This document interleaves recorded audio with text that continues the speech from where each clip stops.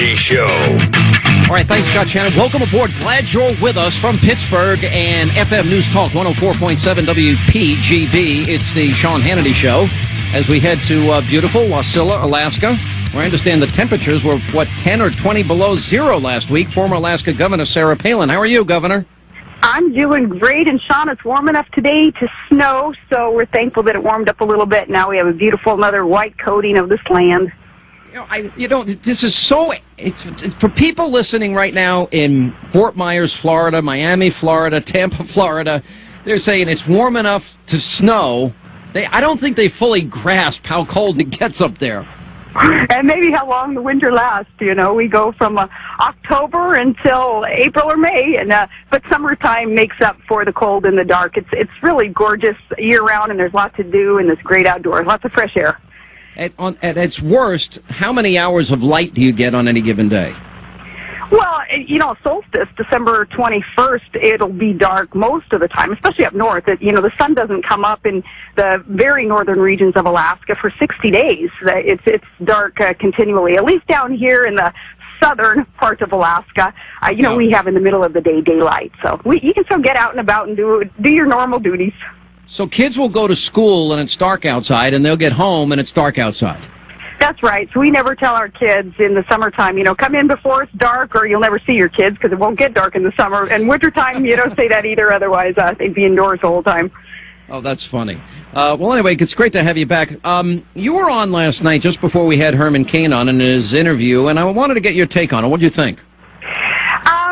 First, Sean, let me tell you, I really appreciate you being out and about today and supporting our troops. You really do a yeoman's job there in respecting what our brave servicemen and women do, and I appreciate you traveling today to be able to honor them. And, I had a good discussion with you last night after hearing the interview with Herman Cain.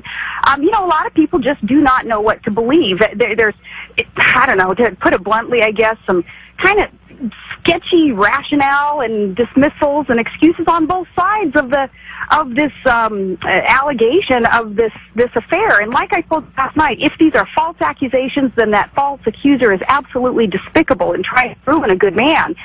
If it's true, though, then character counts. And I think that if somebody has engaged in a recent 13-year affair and their wife didn't know anything about money going to a female quote-unquote friend, well, that doesn't bode as well to their character as we'd like.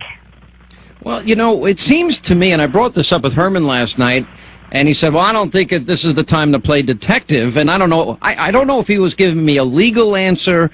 I don't know how to interpret it, because I know his lawyers kind of lawyered him up a little bit, and I assume that there's going to be some investigative work on their part, but this seems easily provable or easily disproved on the other side, and that is she's claiming they've been together at hotel rooms, and they've been at boxing events, and that they've been meeting in cities. I would think you can get airline tickets and hotel records, right? Well, right. So maybe now isn't the time to play detective, but it certainly is not the time to play Politico. And too often politicians want to pivot and skate and escape just bluntly answering the question. And in order to answer a question like this, like you're saying, Sean, there has got to be proof on one side or the other. Show those text messages or emails or plane tickets. Show some photographs, perhaps, of the two being together, and put this thing to rest so that we can all move on to the very, very important issues at hand. Yeah, because he's so adamant about having done nothing wrong here and claiming he's a victim in all of this. And if his presidential run were, I guess, destroyed because of this, what a shame it would be if it was all based on a lie. I'm just trying to put myself in his position. I would be demanding, show me your airline tickets, show me your airline records, show me your credit card records. Here's my records. I never paid for an airline ticket for you. I never paid for a hotel room for you. We've never been in the same city together that I know of. Give me a time, give me a place, and then I would try and put it to bed as quickly as I can, which I guess he's probably reassessing, as he said, this weekend. It's more to it, though, Sean, than just trying to unring the bell that these accusers have now rung. And you try to put yourself in his shoes. Well, I have been in his shoes, where I have been accused also of marital infidelity. What I have done is gone to the person who supposedly I had the affair with, which of course never happened. And this gentleman, he made a statement along with me saying it never happened. We proved it. However, so it's a done deal that the affair never happened. However, as I say, once a bell is rung, it's very tough to unring the bell. There is always then that speculation of their character, of, questioning what their morals and values are and how would they lead. And that is the purpose of false accusations. I'm sure you've been falsely accused of something. Oh, many times. It hurts, I've just been accused that no one would believe that an affair because no woman would go near me, but they do accuse me of being a Nazi, so it's one thing or the other. I always laugh about the rumors or the accusations of affairs. I think, really, in between which pregnancies and which jobs and which, a very, very busy lifestyle, I've got enough on my plate. I don't need all that crap. Last night you said something I disagree with, and you and I usually see eye to eye politically, and you kind of brushed off the notion that your endorsement would mean something in this campaign. I think you'd have a powerful impact if you came out today or next week and endorsed a candidate. I honestly, and I don't say it to be believing of myself. I mean, it does no good to play small when you've been blessed with a platform and a voice, and you believe that you are representing a lot of good patriots in America. But I don't cast my vote based on anybody else's endorsement. I do my own homework, and I have faith in the wisdom of the American people that they're going to do their own homework and going to decide where is the dross that shall surface, where's the cream of the crop that's going to surface, and put that person up against Barack Obama, because that is our main focus here, is making sure that our republic survives. Our republic can only survive if we don't embrace the status quo, if we really shift gears here. And in order to do that, we have to replace Obama with a new team, a new game plan, and we have to forge ahead. But you've endorsed candidates before, and it's helped them in primaries and in main elections, etc. Are you saying you won't endorse, or you just haven't decided? No, I'm not saying I won't endorse. I'm just saying at this time, when there's still debates ahead, there's still a lot of fluid dynamic going on in this race. I still think people are going to be shifting around their positions in terms of standings in the polls. And I think at this point, it doesn't do me or anybody else a whole lot of good to endorse. But at some point, perhaps it will. What do you make of the battle between Romney and Newt Gingrich? Romney saying that Newt is a lifelong politician, and Gingrich saying that he's more conservative and more electable. Well, I heard Carl Cameron this morning on Fox News make a good point. He said the two of them kind of have to be careful in their accusations against each other, because you point one finger at one, well, three fingers are pointing right back at you in terms of the two of them going back and forth, because there is a perception that maybe not just them, but a lot in the GOP field running for president, all kind of are more of the same in terms of they've had opportunity to really fight hard and succeed in shattering the status quo. In anybody who has served in Congress, you have to remember, no one ever had a gun to their head making them vote for bloated and unsustainable budgets. Nobody had a gun to their head saying that crony capitalism within Congress has got to be allowed, and you better not sign on to the Stock Act, which would at least rein in some of the crony capitalism and insider dealings. And, nobody in Congress was ever forced to ask for special interest earmarks and subsidies. And yet,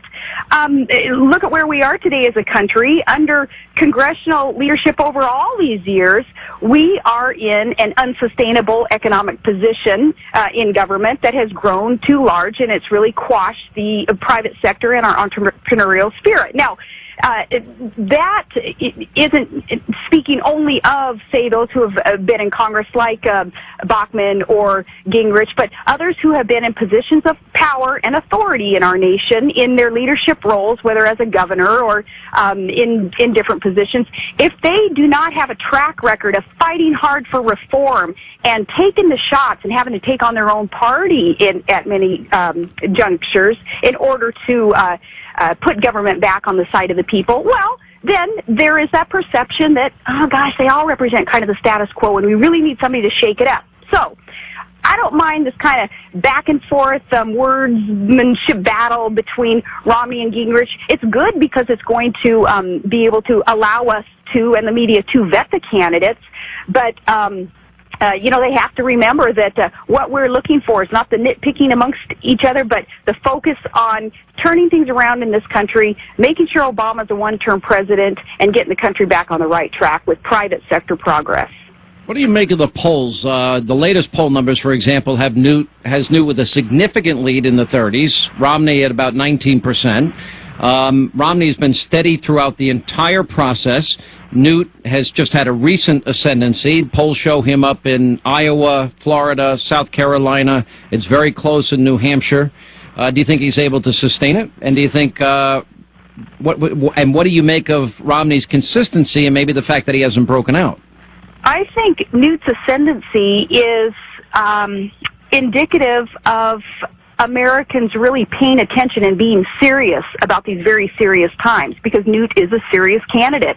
And his proposals, though some people think he's overthinking things and he's got too many big ideas, well, at least what he's able to do is articulate what he believes the solutions are. And they're deep and they're heavy and they are serious.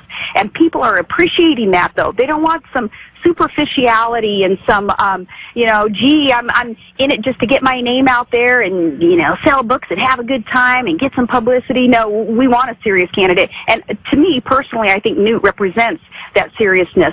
And in these grave times, that is exactly what we need in terms of debate skills and solutions proposed. We also, I believe, many GOP members believe that Newt would just wipe the floor with Obama in any debate, and that's something to look forward to if he makes it.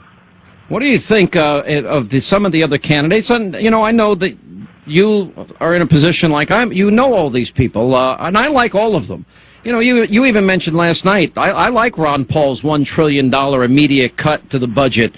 I don't like his foreign policy, but I think it's a bold economic policy, and I think it's something the country, frankly, it's a healthy dose of medicine if we ever got it. I like the Connie McPenny plan. I wish somebody would adopt that and run with it that's running for president. I want real cuts. I don't want, the same old baseline budgeting projected increases, and we only reduce the rate of increase in spending. I mean, I think there are major improvements. I mean, what do you think of all the other candidates that maybe haven't popped?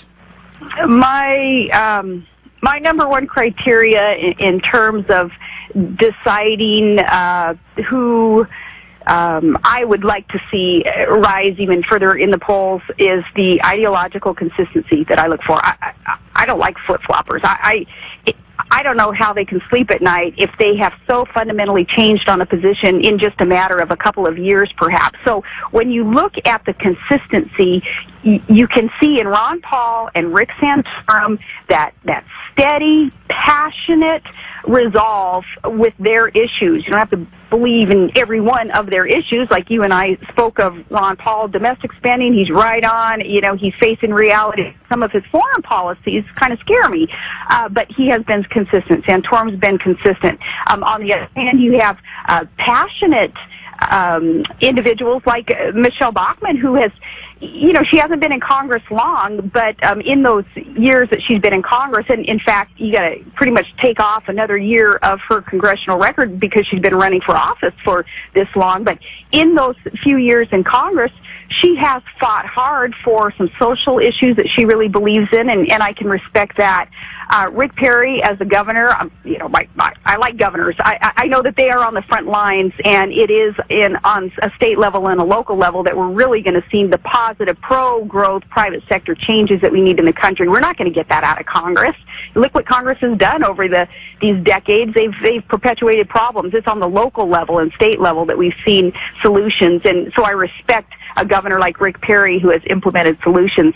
I appreciate sincerely all of them being out there, in front of a firing squad. Essentially, they know that they're going to take hits, and they're working hard, and they are willing to debate what they believe their best ideas are, and glad that they're out there.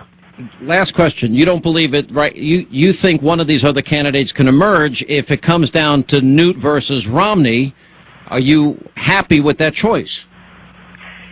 I'm happy with the field. I'm going to be happier when I am convinced that our nominee, perhaps the top two nominees, as they duke it out at the end, that they are not going to embrace the status quo, which, again, what seems to be at least a perception of many, that is that which is represented by the GOP field. We cannot have the status quo. I will be happy when I am convinced that they get it and they know that there has to be sudden, relentless, drastic reform when it comes to governance. All right, Governor Palin, now you're going to be at the conventions and debates and all that stuff, I hope? Yeah, I hope so. I look forward to being able to be a participant, sure. All right, Governor Palin from Alaska today. Governor, we always appreciate your time. I hope you have a great weekend. Thanks for being with us. Thank you, and thank you again so much for supporting our troops.